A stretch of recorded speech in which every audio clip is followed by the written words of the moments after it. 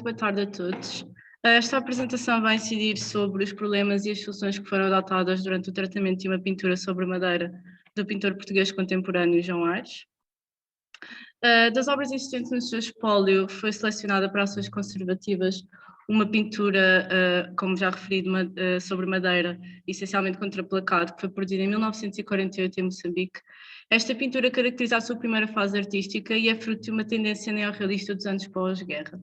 Esta obra foi essencialmente selecionada devido ao seu avançado estado de degradação, consequente da tipologia do suporte e, efetivamente, das condições de acondicionamento a que a obra teve sujeita durante longos períodos.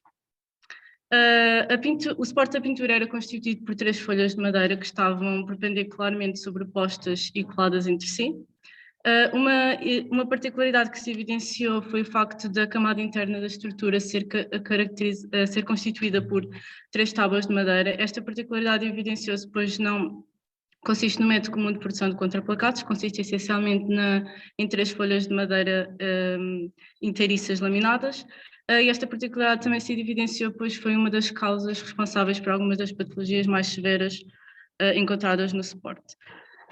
Eu vou-vos falar nomeadamente acerca das patologias que nós encontramos no suporte, uma vez que o suporte foi o foco desta intervenção, e uma das patologias que afetou severamente a estabilidade da pintura e causou a sua deterioração foi os orifícios consequentes da ação de insetos xilófagos que estavam depositados por toda a superfície pictórica e inclusive por todo o interior da estrutura da pintura. Neste slide podemos visualizar na camada pictórica as patologias, portanto os orifícios que estavam depositados sobre a superfície pictórica e podemos observar inclusive as zonas que foram mais fragilizadas perante esta ação. Aqui também à direita podemos visualizar inclusive o inseto causador desta severa patologia, que posteriormente foi identificado como o carucho Anobium punctatum. Para além dos orifícios consequentes da ação xilófaga, também uma das principais patologias foram as deformações estruturais, nomeadamente o IPN e a delaminação do suporte. A delaminação do suporte era bastante acentuada e foi causada maioritariamente pela perda de força adesiva do adesivo que unia as 3 folhas de madeira, que perderam sua força adesiva devido às variações dimensionais da madeira, maioritariamente devido às condições a que ela esteve sujeita.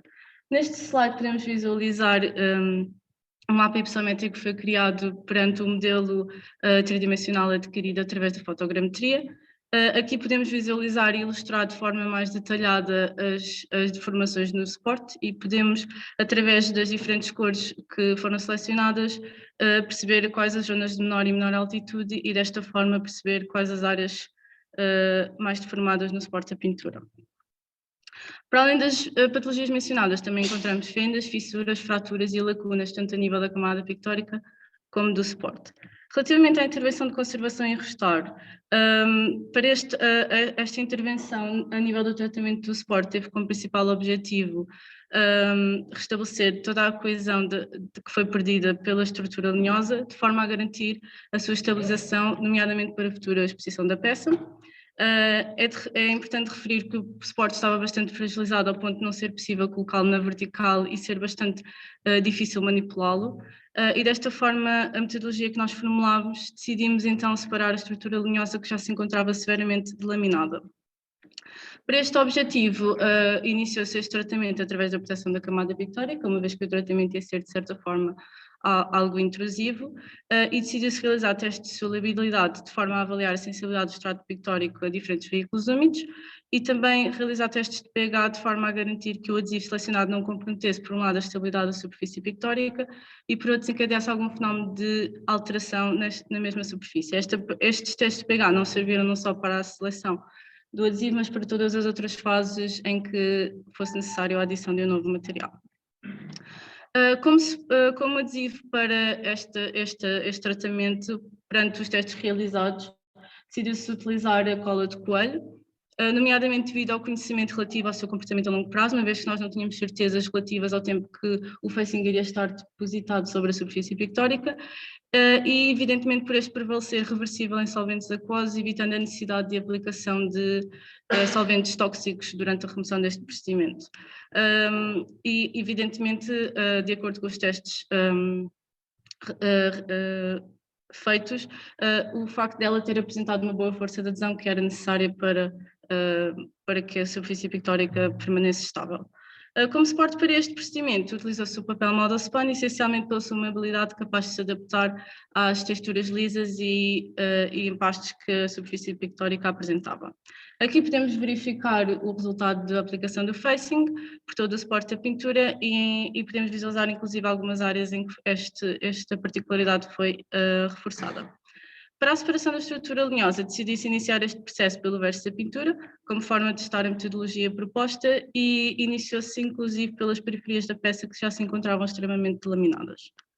De seguida, processou-se a desinfestação e imunização do suporte. A desinfestação porque a atividade xilófaga ainda se encontrava ativa no momento da intervenção de conservação e restauro, e imunização de forma a prevenir que esta atividade reaparecesse. Para este objetivo, recorreu-se a uma solução desinfestante comercial, o Axtone Tratamento Universal. Esta opção fundamenta-se essencialmente pelo facto deste desinfestante ser de baixa toxicidade em relação aos inseticidas de baixo solvente, por se apresentar como um produto de base aquosa. Foi realizada uma dupla aplicação para garantir a impregnação total do suporte. De seguida, procedeu-se à consolidação e planificação do suporte. Nesta etapa, aliou-se a necessidade de restabelecer a coesão total do suporte linhoso em avançado estado de podridão e infestação à metodologia previamente formulada, uma vez que com a separação da estrutura linhosa foi possível tratar cada folha de madeira de forma individual, proporcionar a sua limpeza, desinfestação e imunização e a sua consolidação de forma a garantir que todo o suporte era consolidado de forma mais eficaz, de forma a restabelecer a sua estabilidade. Entre os adesivos que foram testados, foi selecionado o adesivo de dispersão vinílica, o Vinavil NPC, nomeadamente pela sua baixa toxicidade e boa força adesiva. No entanto, o fator preponderante foi o facto de ser de baixa toxicidade, uma vez que foi necessário, durante a separação da estrutura linhosa, realizar a consolidação de algumas áreas que já se encontravam fragilizadas.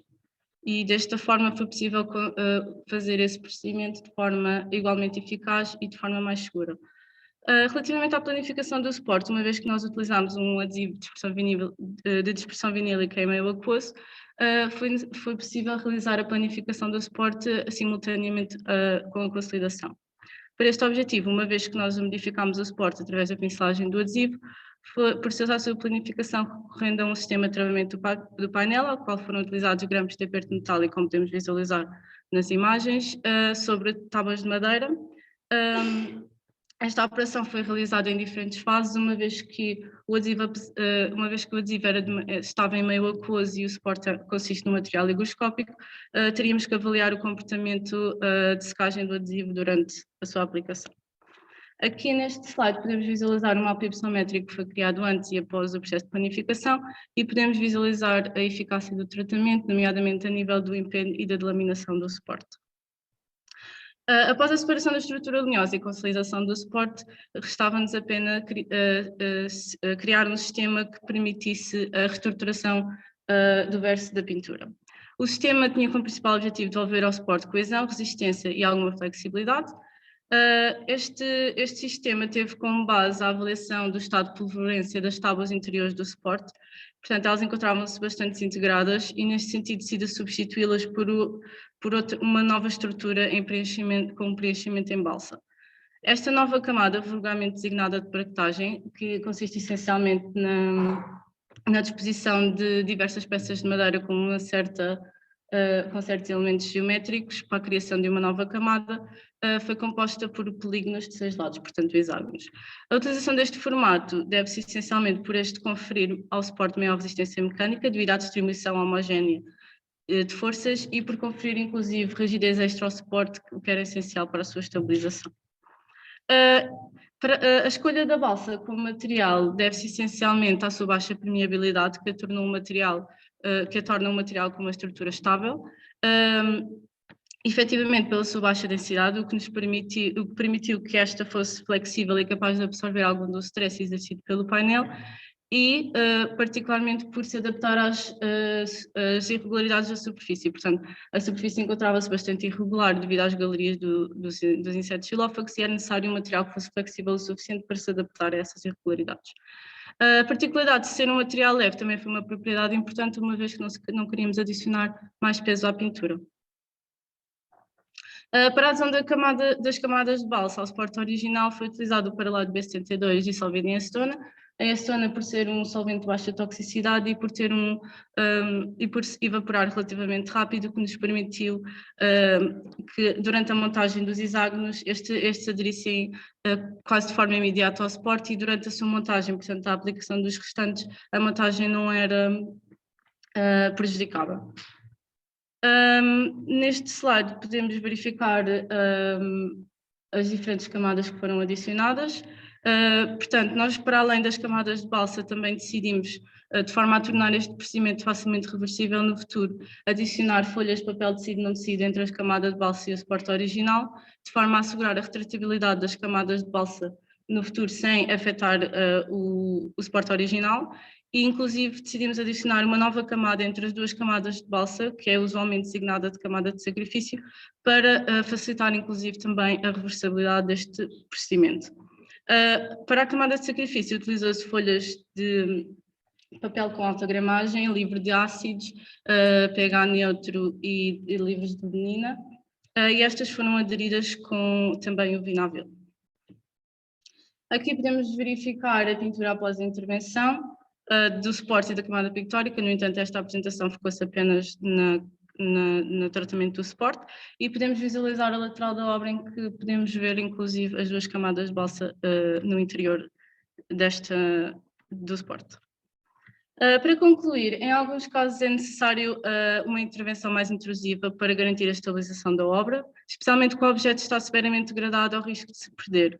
O que foi o caso desta pintura, que estava tão degradada ao ponto de não ser possível colocá-la na vertical, e este procedimento foi essencial para restabelecer a sua estabilização e permitir a sua exposição. Como podemos ver na imagem do lado, esta é a pintura atualmente exposta na Galeria do José dos Bois, após a intervenção de conservação e restauro.